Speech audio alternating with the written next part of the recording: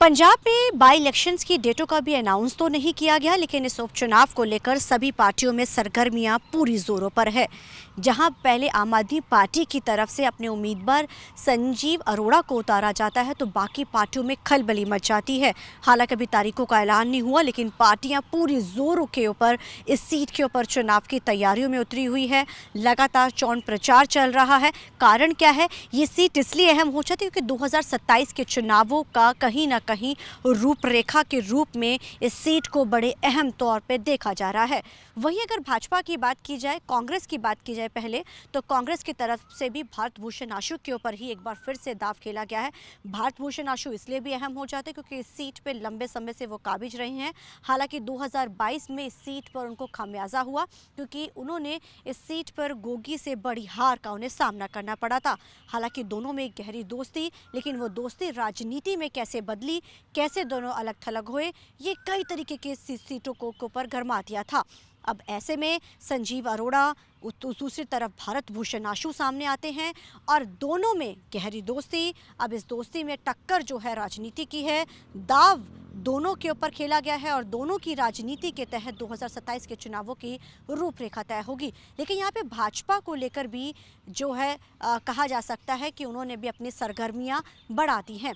भाजपा इस सीट पे किसको चुनाव मैदान में उतारती है, कई सूत्रों के हवाले का अगर जिक्र किया जाए तो कई नामों के ऊपर चर्चा चल रही है। अगर सबसे पहले नामों का जिक्र किया जाए तो बलविंदर सिंह सेखों का नाम जो इस समय चर्चा में है, लेकिन जो सबसे बड़ा जो है पंजाबी अदाकार जो बड़े हैं, हॉबी धालीवाल का भी इस समय चर्चा में है। हालांकि हॉबी धालीवाल लंबे समय से किसी भी राजनीतिक उसमें नहीं है, वो पंजाबी सिनेमा का एक बड़ा चेहरा है, बड़ा नाम है और भाजपा कहीं ना कहीं बड़े चेहरे को राजनीति में उतारकर खासतौर पे पंजाब में अपनी सरगर्मियों को और वोट बैंक स्ट्रॉन्ग करने में लगातार लगी रहती है। वहीं हम पहले नामों का जिक्र कर रहे हैं तो आपको नाम बताना चाहेंगे कि अभी तक जिन नामों के ऊपर चर्चा चल रही है उसमें विक्रम सिंह सिद्धू जो 2022 में भाजपा के जो कि उम्मीदवार भी रहे हैं, बलविंदर सिंह सेखों का नाम हमने जिक्र किया है, जीवन गुप्ता का नाम भी जो है चर्चा में है जो जनरल स्कत्तर हैं, और इसी के साथ साथ जो है अशोक मित्तल ते भी जो है एक चर्चाओं का विषय है। ये ऐसे नाम हैं जिनके ऊपर लगातार जो है भाजपा चर्चा कर रही है कि आखिर इसमें से किस नाम के ऊपर वो मोहर लगाए। हॉबी धालीवाल का नाम इसलिए चर्चा में ज़्यादा सामने निकल कर आया, कारण क्या है कि हॉबी धालीवाल पंजाबी सिनेमा का एक बड़ा चेहरा है। तो कहीं ना कहीं भाजपा, क्योंकि अगर विधानसभा चुनावों को देखा जाए तो ठीक उससे पहले कई बड़े चेहरे आते हैं, लोकसभा चुनाव में पूरी पिक्चर बदल जाती है। ऐसे चेहरों को, मौजूदा एमएलएस को, जो मौजूदा जो उम्मीदवार उनको भी उतारा जाता है और बड़े चेहरों के साथ, चाहे रवनीत बिट्टू का जिक्र किया जाए, चाहे रिंकू का जिक्र किया जाए, चाहे शीतल उंगराल का जिक्र किया जाए, इन सबको पार्टी जो है अपनी तरफ खींचती है। लेकिन उसके बावजूद भी पार्टी किसी भी सीट पर अभी तक जो है वो नहीं जीत दर्ज कर पाती है। लेकिन भाजपा ये दावा करती है कि उनका वोट बैंक स्ट्रॉन्ग हो रहा है। अब अगर इन नामों का जिक्र किया जाए तो सबसे जो बड़ा नाम है हॉबी धालीवाल का है, तो कहीं ना कहीं भाजपा जो है इस पर दाव खेल सकती है। इसकी हम लोग पुष्टि नहीं कर रहे हैं, लेकिन सूत्रों के हवाले से, क्योंकि बड़ा नाम है, पंजाबी इंडस्ट्री में है और भाजपा कहीं ना कहीं उस चेहरे पर ही दाव खेलना चाहती है जिसके ऊपर उनको लगे कि लोग जो है उनको वोट देंगे और वोट बैंक उनका स्ट्रांग हो सकेगा। लेकिन दिल्ली की जीत के बाद, हरियाणा की जीत के बाद पंजाब में लगातार भाजपा एक्टिव है। लगातार जो सरगर्मियां भाजपा की बढ़ी हुई हैं, बूथ लेवल से लेके हर लेवल के ऊपर काम किया जा रहा है। अब ये जो नाम है चर्चा का विषय बना हुआ है, मोहर किस पे लगती है ये देखना बड़ा अहम रहेगा। और भाजपा का जिक्र होते ही जहां बड़े नामों का जिक्र होता है, वहीं कहीं ना कहीं भाजपा ये कहती नजर आती है कि पार्टी जो है लगातार स्ट्रांग होती जा रही है।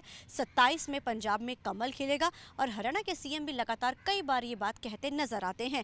अब ऐसे में देखना बड़ा अहम रहेगा कि इन नामों की जो चर्चा हो रही है किस पर मोहर लगती है, क्योंकि मोहर लगनी इसलिए भी ज़्यादा ज़रूरी क्योंकि दो पार्टियों की तरफ से, चाहे आम आदमी पार्टी की जिक्र किया जाए, चाहे फिर कांग्रेस का जिक्र किया, लगातार वो प्रचार में उतरे हुए हैं। अब भाजपा भी चाहती है कि जल्द से जल्द नामों के ऊपर जो है फाइनलाइज करने के बाद जो है वो पार्टी में उसको जो ज़मीनी स्तर के ऊपर उतारा जाए और लगातार प्रचार किया जाए। लेकिन देखना बड़ा अहम रहेगा कि किस नाम के ऊपर मोहर लगती है, क्या उस नाम के ऊपर मोहर लगने के बाद भाजपा कितनी जो है प्रचार में उतरती है, कितना टफ ये फाइट होता है, क्योंकि कहीं ना कहीं ये सीट 2027 के चुनावों की जो है एक रूप में देखी जाए, क्योंकि चुनाव 27 में है, 2025 चल रहा है और कहीं ना कहीं इन 2 सालों को इलेक्शन ईयर के रूप में ही नज़रिए से ही देखा जाता है। अब ऐसे में जो चुनाव के नतीजे आते हैं, अब वो कहीं ना कहीं जो है एक तरफ जो वेव है वो पंजाब के लोगों का रुख जो है वो ज़रूर नज़र आएगा।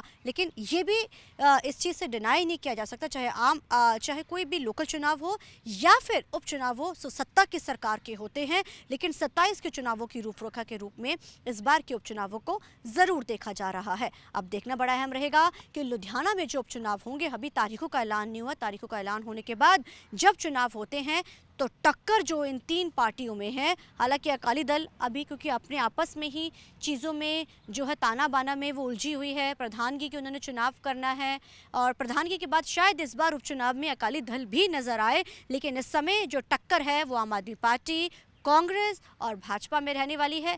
जीत कौन दर्ज करता है ये देखना बड़ा अहम रहेगा। कैमरामैन अलजिंदर के साथ चंडीगढ़ से TV9 के लिए अमनप्रीत कौर।